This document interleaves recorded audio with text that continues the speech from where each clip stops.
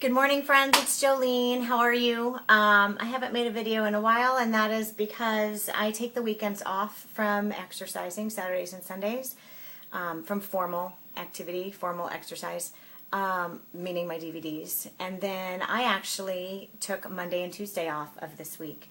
Monday for Memorial Day, and then Tuesday because it felt like a really hard Monday. And I just really suffered. So anyway, I am back, and today I did Total Body Burn from Hip Hop Abs. I really liked that one. Let me say something about Hip Hop Abs. It's not that it's difficult, it's just different. And when you've done something like Insanity or Pump or P90X and you put in a Hip Hop Abs, you may initially think, wow, this is really kind of beneath me. This is easy. But if you really take the time to do his moves correctly, then when I was holding weights today and doing all this stomach stuff, for a while I put my weights down so I could make sure that I was doing the move correctly. And that's what I wanted to tell you today. I mean, phoning it in is doing nothing for you. If you feel like you're just throwing out an exercise and you're kind of doing it, excuse my language, but half-arsed, then really you're not doing yourself any good.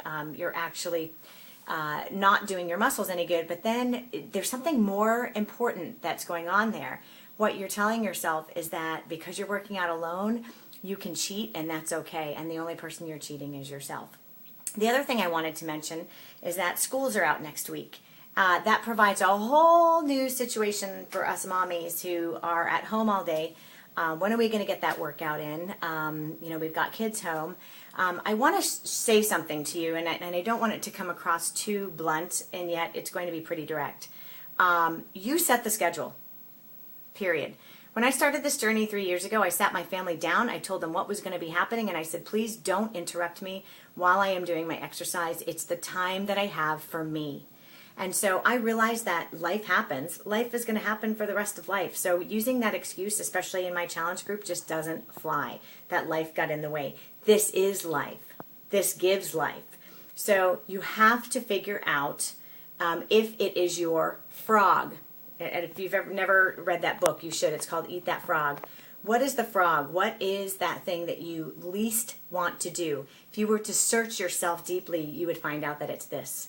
This is the last thing that you would like to do, but it's the first thing that you should do to get that blood running and that energy and that strength and the endorphins just flying so that you can really tackle your day. It's the first thing that you should do. I'm not great at that. Sometimes I blow it off. But I'll tell you something. It has become a non-negotiable in my house.